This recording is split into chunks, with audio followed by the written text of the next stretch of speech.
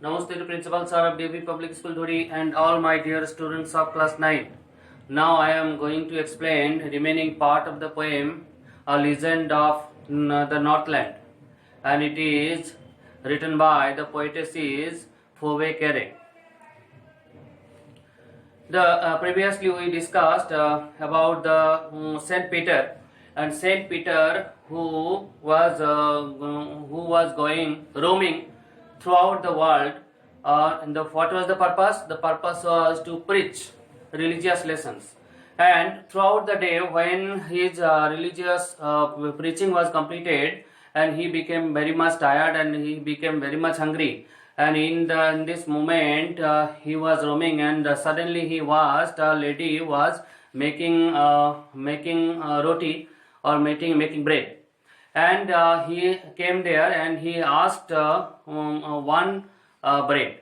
And the lady became very much miser, and she tried to give the saint a little, very short and very little amount of bread. And when she thinking she was going to give a bread, and she thought it was very big. And she tried to make another one, and another one. When she was going to make and finished, then she thought that it was too very much big, and that's why the Saint Peter, the saint, became very much angry. In this moment, first this one is the second part of my video of this poem, and first 8 stanzas we yesterday in my first video, and this one is the last 8 stanzas. Then she took a tiny scrap of dough. तो उसके बाद क्या की है? Tiny, छोटा सा scrap means SCRAP, scrap, small amount, टुकड़ा, छोटा सा टुकड़ा लिए ऑफ डव, लोई का, जो आटा सानते हैं हम लोग, लोई बनाते हैं, वो लोई का. एंड रोल्ड इट फ्लैट, और उसको घुमाए जितना अच्छा से उसको चपटा कर सकें.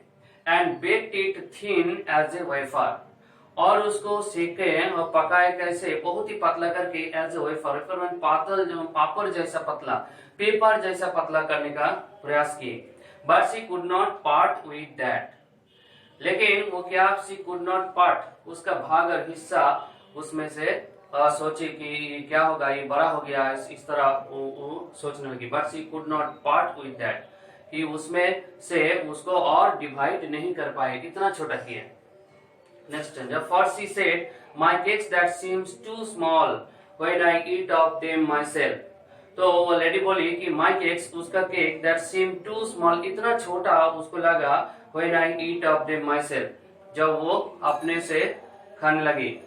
और yet too large to give away, लेकिन वो अभी तक क्या है, बहुत ही बड़ा है, वो जो देने लायक नहीं है, इतना बड़ा हो गया. So she put them on the shelf, और इसलिए वो लेडी क्या की, उसको अपना ताक में, अपना अलमारी में रख दी. Then good Saint Peter grew angry, तो सेंट पीटर जो सेंट है, सन्यासी है, साधु है, बहुत ही गुस्सा हो गए.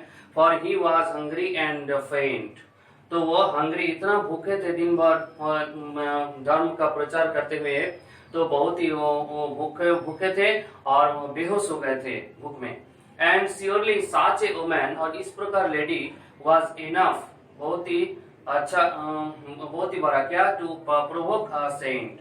तो उस समय क्या किए, provoke means cause to get angry, और वो क्या किए, भड़काए. तो भड़काए क्या, प्रोवोक में भड़काए क्या, अ सेंट. तो सेंट को, साधु को, संत को भड़का दी इस तरह बिहेवियर करके. And he said, you are far too selfish to dwell in a human form. तो साधु क्या किए, सन्यासी बहुत ही गुस्सा गए और बोले कि you are far too selfish, आप इतना सेल्फिश है कि dwell in a human form. The human, dwell means रहना, ड्वेल मीन्स टू लिव, निवास करना, कि आप ह्यूमन फॉर्म में निवास करने लायक नहीं है.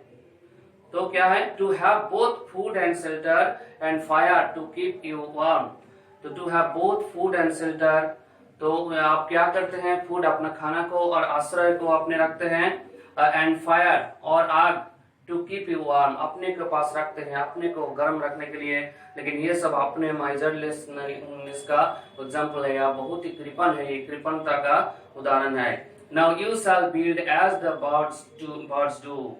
तो आप क्या करेंगे, आप वही सब काम करेंगे जो पंछी करते हैं। And shall get your scanty food, और आपको ऐसा स्थिति बना देते हैं कि बहुत ही कम आप खाना आपको मिलेगा। Scanty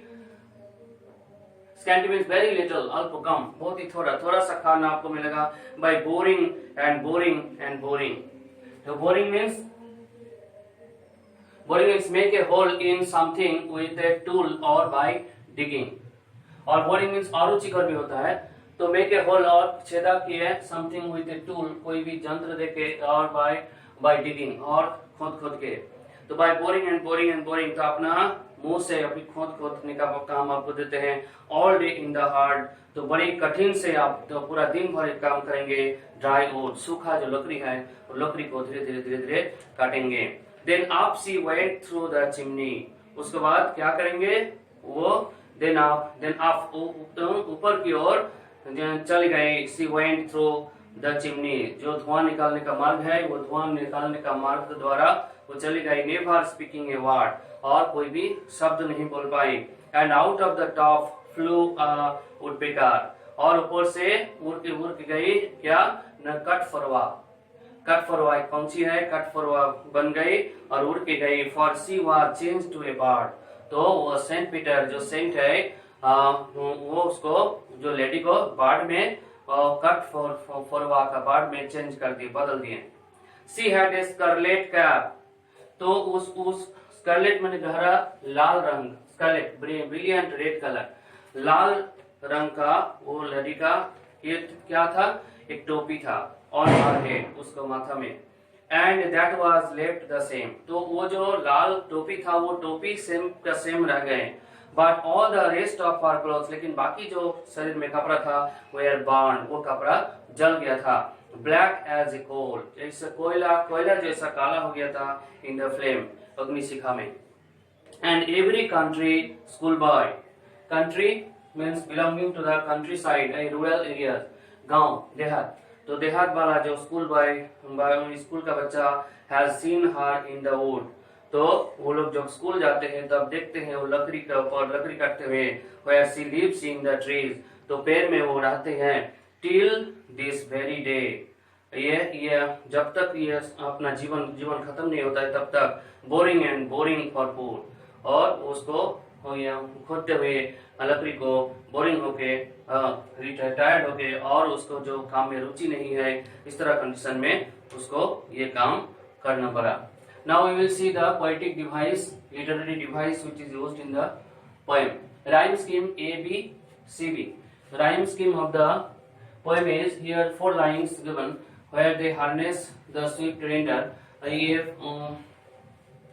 Where the harness is second stanza है, तो second stanza snows is rhyming with clothes. So here render and clothes no rhyming words, but if we suppose here A, B and C, here D, C, B. So rhyming scheme is A, B, C, B. This is rhyming scheme A, B, C, B.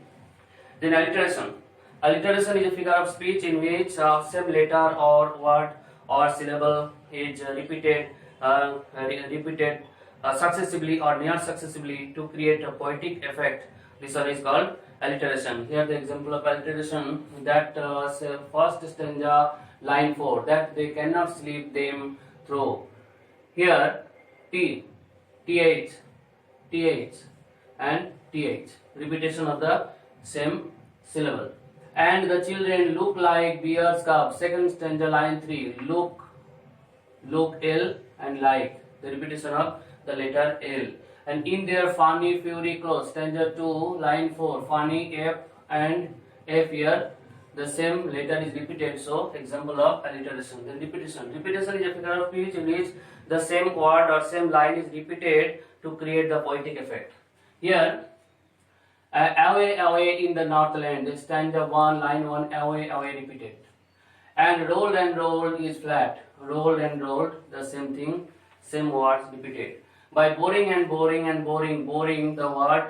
and the word repeated. So this one is example of repetition. Then simile is a figure of speech in which similarity between two different things is clearly stated.